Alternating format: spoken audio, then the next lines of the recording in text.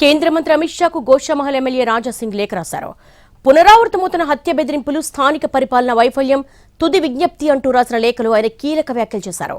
కేవలం ప్రజాప్రతినిధిగానే కాకుండా వ్యవస్థపై నమ్మకం క్రమంగా దెబ్బతింటున్న ఒక పౌరుడిగా లేఖ రాస్తున్నానని తెలిపారు. కొంతకాలంగా తనకు నిరంతరం ఫోన్ కాల్స్ ద్వారా, తన నివాసానికి పంపిన లెటర్ల ద్వారా ప్రాణహాని బెదిరింపులొస్తున్నాయని లేఖలు వెల్లడించారు. ఈ బెదిరింపులు తననే కాకుండా తన కుటుంబ సభ్యులను కూడా లక్ష్యంగా చేసుకుంటున్నాయని ఆవేదన వ్యక్తం చేశారు. తాను స్థానిక పోలీసులకు పలుమార్లు ఫిర్యాదులు చేసినప్పటికీ ఎలాంటి చర్యలు తీసుకోలేదని ఆరోపించారు. పరిపాలన నిర్లక్ష్యం లేదా చర్య తీసుకోవాలనే ఆసక్తి లేకపోవడం వల్ల తనతో పాటు తన కుటుంబం తీవ్రమైన ప్రమాదంలో ఉన్నట్టుగా వివరించారు.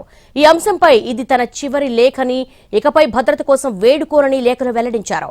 తాను చట్టపరమైన ప్రక్రియలను అనుసరించారని, సహనాన్ని పాటించారన్నారు. కానీ ఇప్పుడు సహనం ముగిసిందని, తన కుటుంబ భద్రతకు ప్రభుత్వమే బాధ్యత వహించాలని లేఖ ద్వారా డిమాండ్ చేశారు.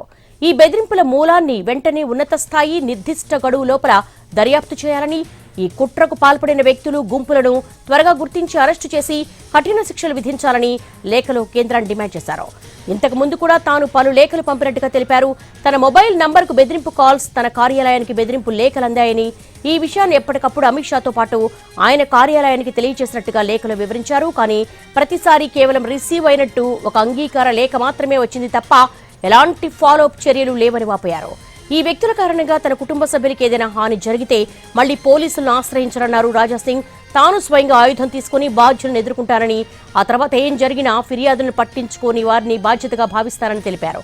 దయచేసి ఈ విషయాన్ని గంభీరంగా తీసుకుని తక్షణమే చర్యలు తీసుకోవాలని ఆశిస్తున్నారంటూ లేఖలో విన్నవించుకున్నారు.